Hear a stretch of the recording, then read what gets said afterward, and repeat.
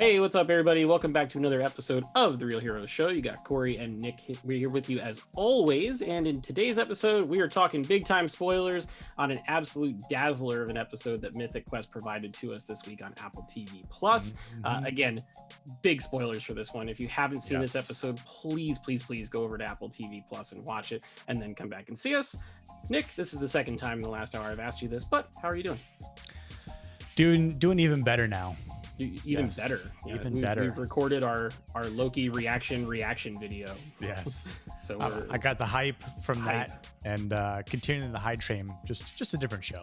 Yeah, absolutely. And I'll tell you what, man, this one, oh boy, this what a banger. God, what an episode. And the great thing is that it feels very similar to the Dark Quiet Death episode that Mythic Quest did in the first season. That I think that was the episode that kind of got everybody's attention when it comes to this show, and it was like, wow, it's really not just a silly workplace drama or comedy. They really know how to mix the drama elements into it and really kind of tug at your heartstrings. But with that one in the first season, it was really about a building, because that was the connection to Mythic Quest Raven's Banquet. This one is a little bit different because it is a flashback episode, takes place in the 70s, but it's directly connected to a character on the show.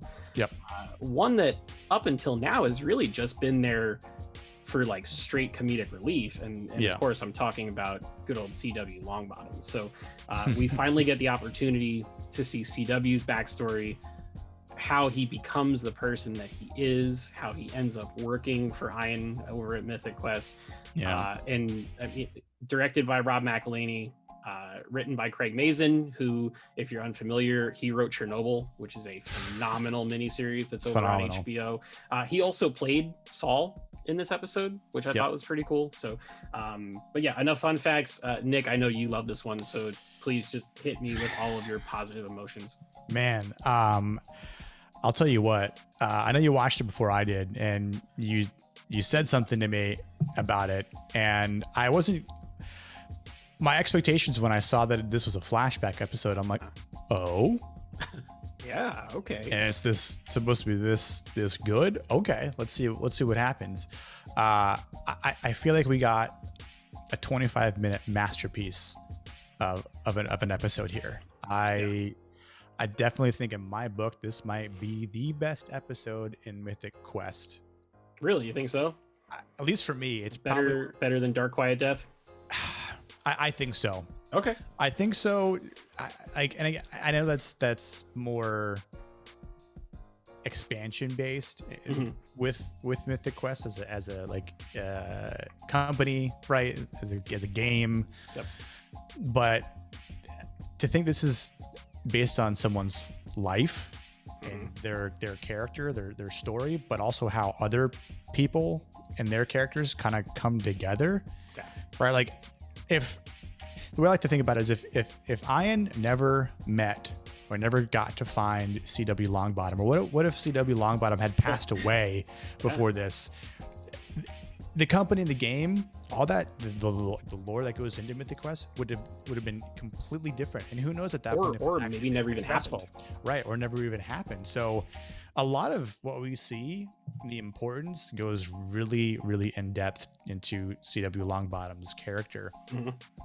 And I mean, it was, there was some humor to it, but there's a lot of drama and a lot of emotions into this episode. And I didn't even realize it until now, of course, with the last name of Longbottom, which sounds like a silly name, and definitely something that would be like writer-ish. But when the 1970s, the younger Carl Longbottom was talking about the terrors of Anaren.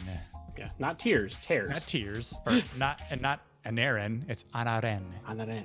And he was like Tolkien's Quenya. And I'm going to go super nerdy right now. Please do. Hit me with it. That's what people come to this channel for. When I was a senior in high school, I studied Quenya. I have a ton of Tolkien books that talk about his language, how he created it, like words and how to form sentences and actually how to write in Quenya. Yes. I was a you have a girlfriend too. Check that shit out. I do, yeah. Congratulations, man. That's an achievement right there. I got laid a lot, baby. Hey. Anyway, anyway, and I put it together at that point. I'm like, holy shit, Carl's a Tolkien fan. But to also have his last name be Longbottom, and you're thinking, well, how does that relate to Tolkien? If you watch Lord of the Rings, if you've read anything, Longbottom leaf is the pipe weed that hobbits and Gandalf smokes. Man, look at that. So again, Easter eggs, friends. Easter eggs all over the place. I love it. That made me kind of just fall in love more with the character, with the show, and the whole show is just a bunch of nerds. So it's 100%. Like it's right up my alley and a bunch of other people's alleys, right? So I think for that take alone was big. That was one of the things that really caught my attention with this episode. I'm like, okay, I wonder if we're going to get some of the issues that a lot of writers have with being successful and being torn down. And I'll get a little bit more personal as well with my background in being an English major and having a degree in English, studying both literature and creative writing. We had to write stories, poems, fiction, nonfiction, and then it gets critiqued by everyone, like my peers, and we take that feedback and we apply it or we don't. And then, of course, the professor at the end gives a grade and says, well, here's where it was when you were writing your first draft, second draft, and then your final draft on it. And maybe you didn't do as well. Maybe you didn't take the advice and you went in a completely different thing. And, because you thought it was going in a completely different route and not really taking what your peers had to say, and you thought it would be better, and it was actually worse, and it really taught me how to give and provide feedback to peers as well based on writing. And it's not an easy thing. And if you kudos to those of you out there who attempt to write a story, a book, and get it published. It's not an easy feat. I do editorial work, by the way, on the side. If you want to hit me up, please DM me. I'll charge you by the hour. But you see that, right? You see Carl and his peers, AE and Peter, and then it comes to his turn. They're like, yeah, it was interesting, and you really start to feel for Carl. And then of course that he's sweating AE. Oh, big time. And then she kind of breaks his heart by telling him what she didn't care for in the book. And it's funny because it ties into old man CW, who is not very nice to women on the show. And we know why now. And now we know why. And like that serves for his character development. So it's like, while you find out that he's the reason that Mythic Quest is what it is, and it's like, oh man, he has this huge discovery, and he has this idea all the way back in the 1970s about writing video games and other people controlling environments and the decisions and the way the story goes, and everybody basically just laughs him out of the room. And it's like, in reality, he's kind of the reason this whole thing happens. But he also kind of became a shit person because of what happened during this episode, between having his disdain for women or taking feedback from people, all the way down to selling his soul and basically taking Isaac Asimov's words. By the way, how nerdy is that Ray Bradbury and Isaac Asimov were both in this episode? Like that's so good. But he takes Asimov's red lines and just turns that into his story, and then goes and wins awards with it. And it's like, okay, well, do you cheat to get to the top, or do you kind of just lie in the weeds for your entire career and not become anything? It's an interesting moral choice. And I also thought it was hilarious that this is in the 70s, which that's the book that comes out. That's got to be the first of the series that he never finished. That Joe took the computer to the publisher in the modern time in like the second or third episode this season. And the book was due back in 1982. He took Asimov's words, made a really great book, and then stumbled. Kind of reminds me of like Benioff and Weiss with Game of Thrones, where they took George R.R. Martin's stuff and made something great out of it. And then when they had to do it on their own, it kind of just flopped and it didn't hit well with people. So there's so much in this episode that there's a lot of real life comparisons. It hit perfectly for me. Oh yeah, and that's why I think there's like, again, this is probably my favorite episode, and not to mention the disdain he has for women because of AE. You know, she didn't recommend his story, but she recommended Peter's. Yep. You know, it's like, well, why? You don't think mine's good enough? It's like, you just made it longer, and it's just more nonsense in his novella. And of course, when he, you know, I was cheering for him. I'm like, yeah, just go straight to Isaac. You know, have him read it, get his recommendation. Maybe that's how this propels his success, or it gets him noticed to where we are in the present day Mythic Quest. Yeah, but then it takes a darker turn than that. Right, when he gets the package, like early, like the next morning or whatever, and he reads a little note. P.S. I enjoyed your use of backstory. Well, before I say that, when he says I made adjustments in red, I'm like, yeah, that sounds familiar because my professors would always use red ink. But it's literally every single word, the whole book rewritten.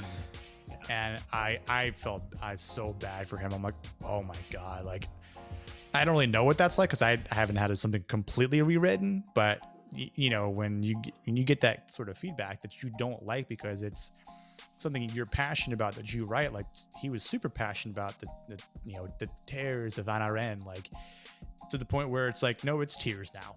Yep, it's tears. Yeah, he even he flubs and says tears at first. And then, no, tears, yes, tears. Yeah, yes. Yeah. And the whole use of backstory was great because of what I initially texted you. Like, we get his use of backstory, but we're also really getting the backstory of Carl Longbottom and how he, like you said, he sells his soul to win the award. Yep. And kind of just stand there with his drink, be accepted by people. But really, the only thing he actually cared about was the woman, the girl. That's really all he wanted. And then he still doesn't get her. Yeah, she walks, she like that grin, that like he's doing that, and she's like, it's so awkward. I'm like, I can feel that through my damn TV screen right now. Holy crap. Yeah. And then she just says some words and walks away. Yep. And Peter never gave him his drink. He went to go fetch him a drink, and I was like, he just left because he couldn't stomach his success, I feel like. Yeah. You know, even though he gave him some feedback and, you know, and said, I read it 3 times. It read just like Isaac Asimov. And I'm like, so you gave him these compliments and then you don't even get the man a drink? Low life ass Peter. Get the hell out of here. Yeah. I love a couple other quick things. I loved how when they first meet, Carl is just Carl. Yeah. And AE is AE. And then by the end, Carl is CW and AE is just Anne. Yeah. So there's like a little bit of a flip that happens there. And because at the beginning of the episode, she's kind of seen as like the villain of sorts, right? Because she's the one that shits on his work and all this other stuff. But then there's a little bit of a role reversal where, you know, Carl, he doesn't fight the temptation, and he turns to the dark side to a degrue. Yeah. And now he's mysterious CW, and then she's just Anne, you know, because in reality she was just the person that was giving him feedback and trying to help him out, which is cool. But to me, the thing that made this episode it just completely over the top, you know where I'm going with this, is the shot outside the electronics store. Yes. Where Carl first sees a video game, and it's Pong, and he's absolutely mesmerized by it, and you can see that he's mesmerized by it, and then it goes from a wide shot to a profile shot, and then it goes right into his eyes and his nose, and the Pong board is reflected in his eyeballs. Dude, I don't know if that's Max Call or if it was the director of photography or whatever, but good Lord, what a stunner. And like, what a great way, because this is back in the 70s, man. Like, we didn't have things like open world RPGs and ridiculous 60 FPS, 120 FPS, 4K video games. Like, there was Pong, and that was it. And it blew people's minds to be able to control it. And the visual storytelling there, it just, he didn't have to say a word, and you could tell just how enthralled he was by things that game. and yeah, you could see the gears in his head turning, and all of a sudden he's almost found his calling in life, or at least you think, because then you find out that he's reciting weird prose at a Renaissance fair in Anaheim, California in 2015. And thankfully, Ian the Dude Bro has read all of his books. Clean shaven face. Clean shaven with his little assistant or mentee Poppy, and she's like, "This is the guy." Yeah. And it crushed. It was so good. Probably one of the better episodes of TV I've seen so far this year, and there have been some pretty damn good ones. I definitely agree. I think with this type of show, or a lot of shows like it, this is an episode that I always say, no, wait till you get to episode 6 of season 2 for Mythic Quest, because that's going to be,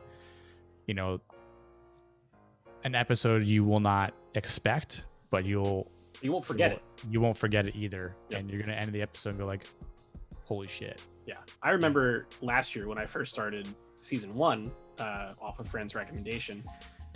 I was watching. I was like, okay. I texted him. I was like, this is pretty good. It's funny, whatever. Yeah. He was like, just tell me when you get to the episode called A Dark Quiet Death. And I was like, all right, sure, whatever. That sounds like a video game thing. I got to that episode and I was like, okay, I understand. I'm hooked. And now for people, it's going to be, okay, well, you're watching season 1. Tell me when you get to Dark Quiet Death. And then once you get to season 2, tell me when you get to the quarantine episode. Then tell me when you get to Everlight. And then tell me when you get to backstory, because those 4 episodes are easily the best of the show. Absolutely, just beyond excellent. I almost don't want to go back to the stuff we've had. Stuff we've been having. Yeah. Although on the Apple TV app, it's got next week's episode, the thumbnail and everything up there, and it shows that CW is going to visit a lifelong rival in the text on there, and Peter. Oh man, it's gonna go down. It's gonna connect. So. Yeah, I'm really curious to see how this is gonna play out, and if this is just gonna be the only episode that kind of connects with this, or it will 8 and 9 be different. Will be the same.